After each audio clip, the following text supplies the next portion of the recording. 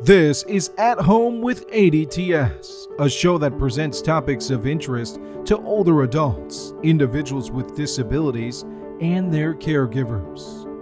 At Home highlights the services and programs offered by Aging, Disability, and Transit Services of Rockingham County.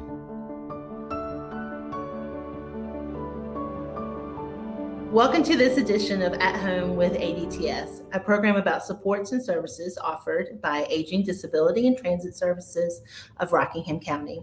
I'm Asheley Cooper, Director of Community Outreach and Development at ADTS. ADTS has been in operation in Rockingham County since 1973. Our goal is to assist and to link older adults, people with disabilities, and their caregivers with information, opportunities, and services that promote and enhance the quality of life, as well as working to meet the local transportation needs of Rockingham County residents. We would like to give a special thank you to the United Way of Rockingham County for their long time and generous support of our Meals on Wheels program. United Way of Rockingham County brings together local people to help raise local dollars to meet local needs, and we thank everyone who's contributed over the years. Today we have Natalie Leary from the Duke Dementia Family Support Program joining us. She serves as the family consultant for the Central North Carolina Project C.A.R.E program. So I'm going to bring Natalie in and have her introduce herself and tell us a little bit about herself and the program at Duke. Yeah, great. Thanks for having me today, Ashley. So I am one of the social workers at the Duke Dementia Family Support Program. We've been around since 1980, and we work with folks who are caring for someone living with changes in memory and thinking, or the individual who is living with dementia. So we have the ability to work with both, and we provide no cost consultations, educations, and various programs and support groups as well for both the care partner and the person living with dementia. There is no requirement that you have any affiliation with Duke Health in any way. And as I mentioned, all of the services that we're able to provide are at no cost. And you mentioned North Carolina Project C.A.R.E. Our team also serves as the central office for the Project C.A.R.E. program, which is a state-funded program. Wonderful. You guys do wonderful things with such a small amount of staff, and I look forward to diving into that in future episodes. Yeah. But today we're going to talk about family conversations. They're so difficult to have, and I always remind myself that whenever I interact with a caregiver, I'm just interacting with that caregiver, and there's a lot of family dynamics that go into caring for someone, and just in general with families. So we know that caregiving is a taxing responsibility, and I often say it's not a sprint, it's a marathon. Mm-hmm. And throughout the years, there are some key ingredients I find that help caregivers be successful at caregiving. And one of them is reaching out for support. And the first people you should reach out to is your family if they're available. So we're going to kind of talk through what family conversations should look like, how to have a successful conversation with your family, how to start the conversation, how to have a plan, so on and so forth. So let's get started. So as I said, the first thing we should do is start the conversation. And I think a lot of times people start that conversation, unfortunately, during a time of crisis, and not necessarily during a time when everything is just going swimmingly well. So when someone's ready to start a conversation, what should they be planning for and thinking about? I would think the first thing to sort of think through is, who should be at the table? Who should we be having this conversation with? And so that might be our nuclear family. It might be, parents and adult children. It might be an extended family some extended family members that are pretty important. Sometimes there aren't family members, blood or biological family members, but there might be some of our community family members that we would want to bring to the table. And then one of the questions that often will come up is, well, if, my family member is living with dementia, should they be at the table for this family meeting or for this conversation? And just like any good social worker, I'll say it depends, right? I feel like that's the classic social work answer. And here's what I mean by that. Definitely, the person living with dementia is valuable and has the right to contribute to the conversation. But sometimes it is actually going to create more stress and anxiety for them than may be worth it. It may not, it may be too stressful and too anxiety provoking. So we have to just sort of look at the kind of case by case. Is mom, is dad, is my husband able to sit at the table and have some pretty hard conversations, or do we think that's going to leave them feeling a little more anxious? So you kind of have to gauge that based on your family member's current situation. And then looking at, siblings, are you local? Are you long distance? And as you mentioned, Ashley, we all come to the table with our family history too. So when you and I get to talk to families, we're rolling in, after years of whatever foundation has been laid for how this family interacts, whatever relational history is there. So we want to honor and respect that. So kind of getting a feel for what siblings or what extended family members should be at the table. I think that is the starting point. Yes, absolutely. And then I find there's often like maybe questions you should ask. Like, first of all, sometimes you come in, you haven't seen that person in a long time.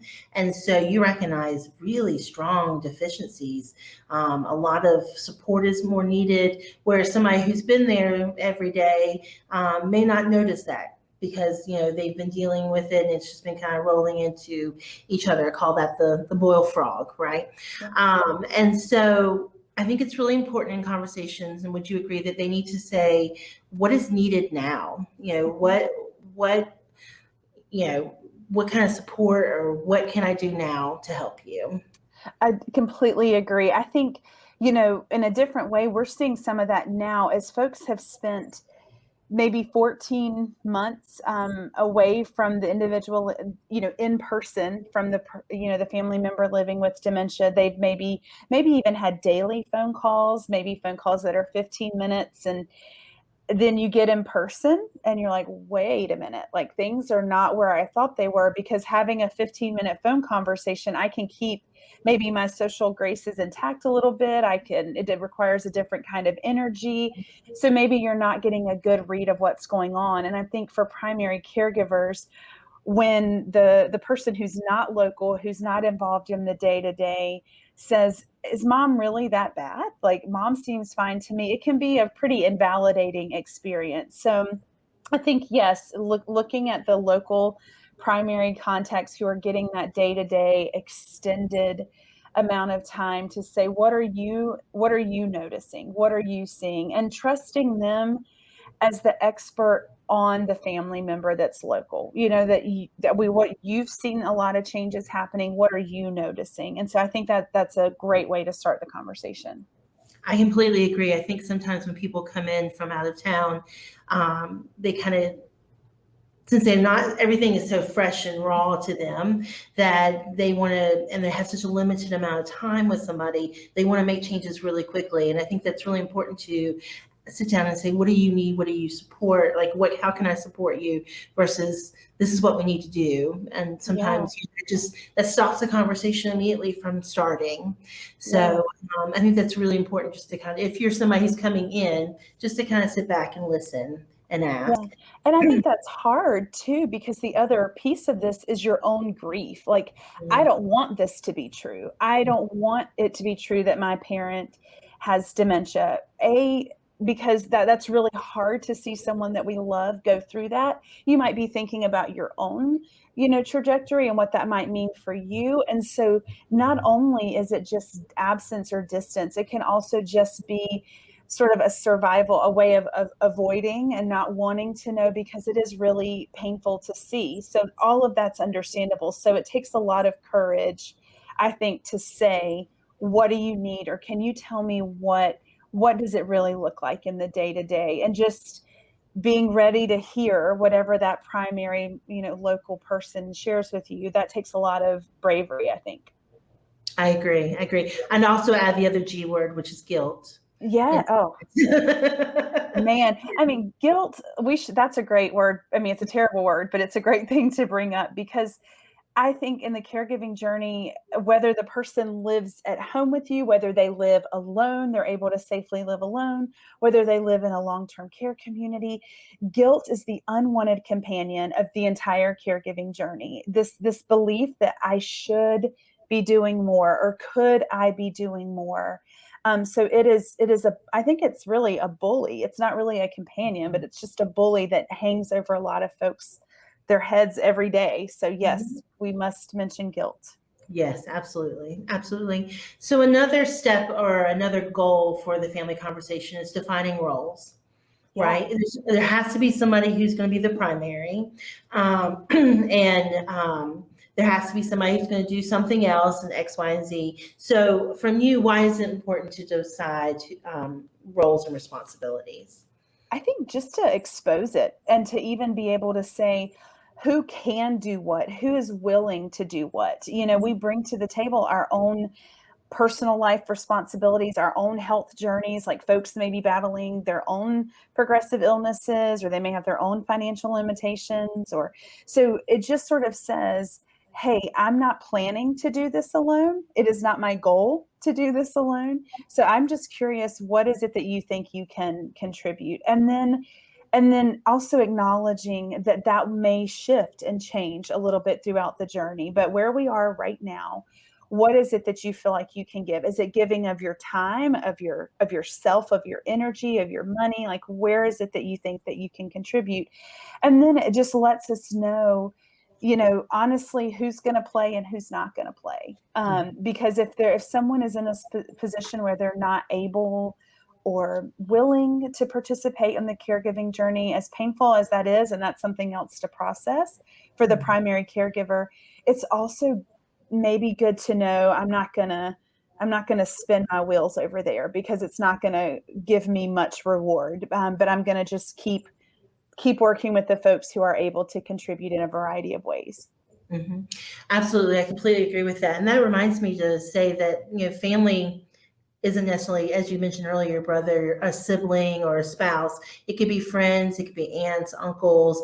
So sometimes when you cast that net for the family conversation, think pretty broad, because I think that you'd be surprised that, some people will bubble up that you're like, oh, I didn't think about that. And they're like, well, I'm retired. I don't mind doing this a couple of days a week. What can I do to support you? So definitely, and that leads me to my next thought of, and you've mentioned this in a prior episode about really forming your team, right? Your Mhm. board of, what I think you call them, board of directors or something like that.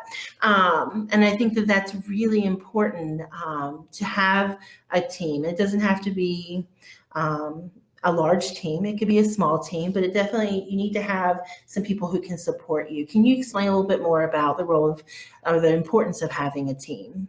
Yeah. I mean, I think about even us professionally, ADTS, the Duke Dementia Family Support, like there is a need for all of us at the table as professionals, because there are a variety of situations and needs that arise. And so we are all needed. And so I think about that as well in the family setting. Like, it's important that you have an idea of, you have multiple people, because the goal here is that we're going to be able to share the load and not just ask one person or three people to bear the weight of this caregiving role. Because I mean, there are a couple of things.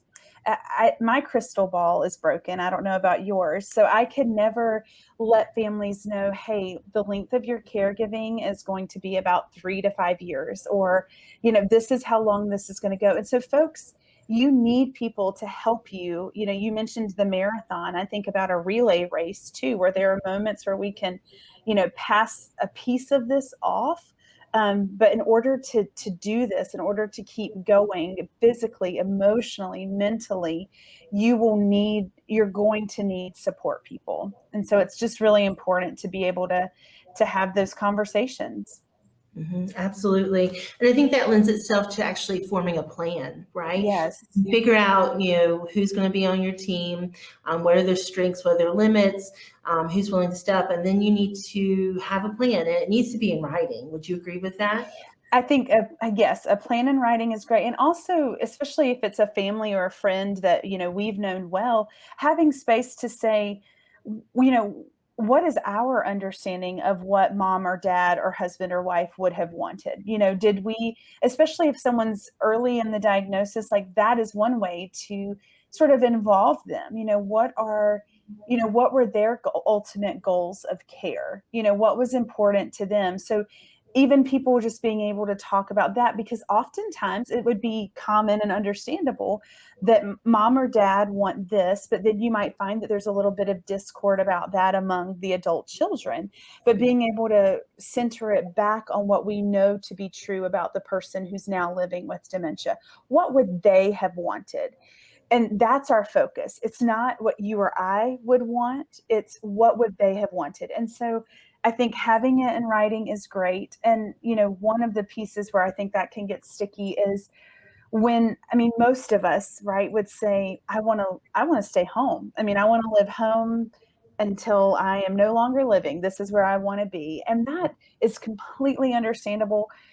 And sometimes it's not possible. So there are moments where, for a variety of reasons, like we may have to deviate from the original wishes and intentions, but letting that be sort of our guide and our compass when it can be, what would this person have wanted? So getting a plan, whether it's this is our plan for the next 3 to 6 months, and then let's reevaluate. How's it going?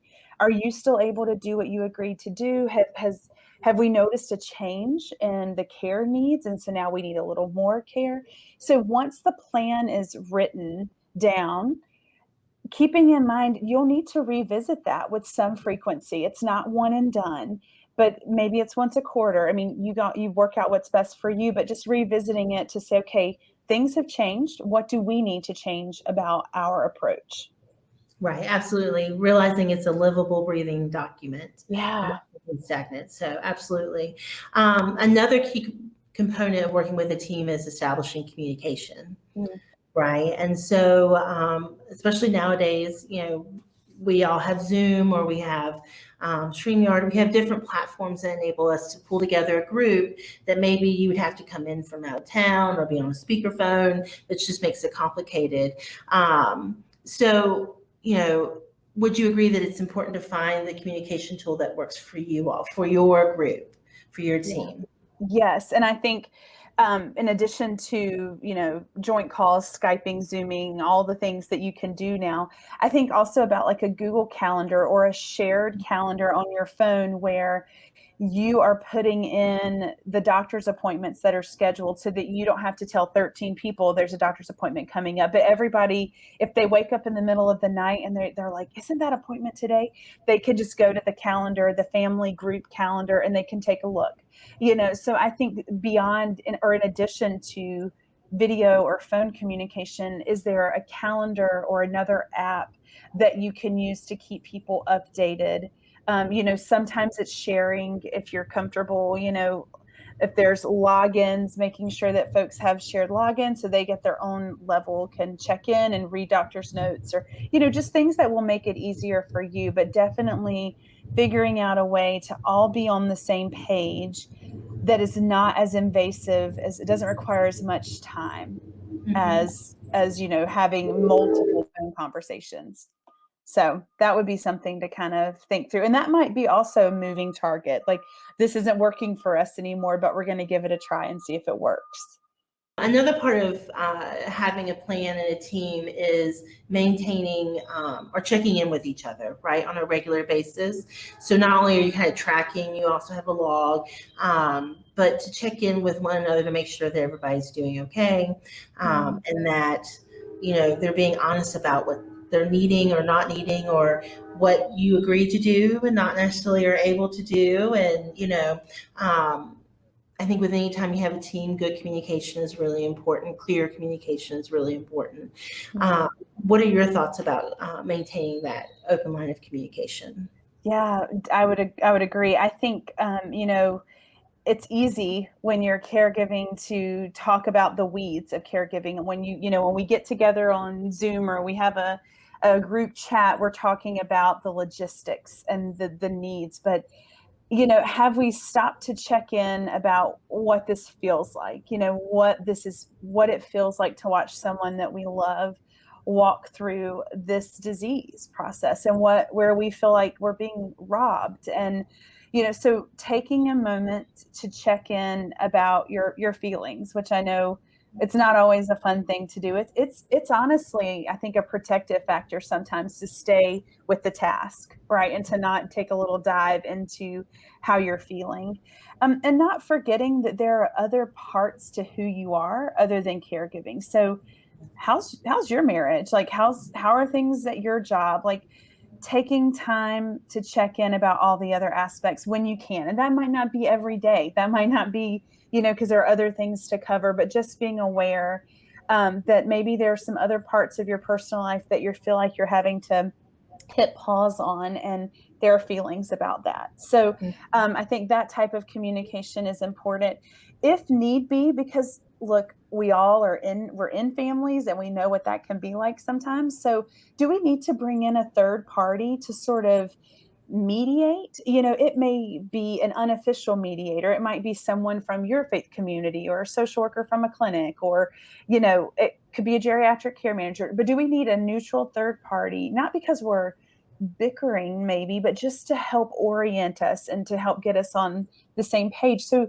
there's no shame in that either, if families think that having a third party who has a little bit of knowledge and about the disease process that could step in and say, let me see how I can be helpful here. That could certainly enhance communication as well. But yeah. No, I completely agree with that. Plus, sometimes, I don't know about you, but I just get so focused in on something that I don't see that there's other options or avenues. So having an outside person come in to kind of go, well, there are resources in the community. Well, no one had thought about that, Yeah. or, how do we find in-home care, those sort of things. So I think that's an excellent idea, excellent point. Mm-hmm. As we transition to the end of our conversation, I'd like to know what's a key piece of advice for families that are starting out as in the caregiving role? What would you offer them as support or guidance? Yeah. I think it would just be don't attempt to do it alone. And so even I think I mean literally with one another, like invite your family, friends, your community to be a part of that, which that makes me think about disclosure of the diagnosis, which is a whole nother topic.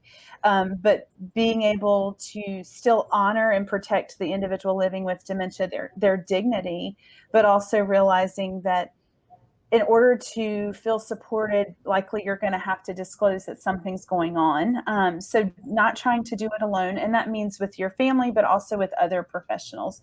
So reaching out to folks who have the privilege to work with a lot of families who are walking a similar but a nuanced path. And with dementia, I think about our program's founder, Lisa Gweither, who always has said, when you meet one person living with dementia, you've met one person living with dementia. There are similarities that we can easily kind of pick out and we can talk about. And at the same time, every situation has its own nuances, but don't try to do it on your own. Reach out to professionals, reach out to your family and your community, just because I think bottling it up or holding it in or trying to do it alone is really just going to render you exhausted. Mm-hmm. Yes. And we unfortunately see too often where caregivers are placed beforehand, or they don't make it through the whole duration, because caregiving is extremely stressful. And I don't think people realize that, and how much you need help and support for, if you're going to make that journey and you want to do it successfully, then, you really need to, get some support around you, form your team, find your people, your tribe, whatever you want to call it, and really, hold on to that and lean on that when it becomes extremely difficult. So. Yeah. And I think about our friends who might be watching this, who have family members that are living in long-term care, residential care communities. And I want to be clear that you are still a caregiver. You are absolutely a caregiver. Your role in advocating for that individual, staying connected to the facility or the community where they're living, all of that requires a lot of work and a lot of energy. And so keeping in mind, I think sometimes folks can feel defeated if they've had to make that move. And just remind you are still very much needed and very much involved in the care. So you also need a team. Now your team might be within that long-term care community, but you still are coordinating and is the left hand talking to the right hand. I mean, you're still driving a lot of that. So your work is valuable and meaningful. Absolutely. That's a very valid point. Very valid point. Well, as we transition to the end of this episode, how can someone reach out to you and connect with you? Yeah. So you do not need a referral from any provider or other agency. What you can do is you can call our main line. That number is 919-660-7510. Our website, dukefamilysupport.org, has a staff page with our 4 staff and the email addresses. You could email if that's your preferred means of communication. So we're pretty easy to get to. So call or email. We'd love to hear from you. Thank you, Natalie. I really appreciate your time today. That's all the time we have for today, and we thank everyone for watching, and we hope you find the information beneficial and valuable. For more information on the programs and services at ADTS, you can visit our website at adtsrc.org, or you can always give us a call at 336-349-2343. We thank you again for joining us today. Remember that ADTS is here to help you and your family to age with dignity and independence in your home as well as in your community. Thank you. Thanks for tuning in to At Home with ADTS. For over 45 years, Aging, Disability, and Transit Services of Rockingham County has focused on enhancing quality of life for individuals by empowering them to achieve optimum health and well-being, independence, and participation in community. To learn more about community-based services, resources, or how to help, visit adtsrc.org or call 336-349-2343.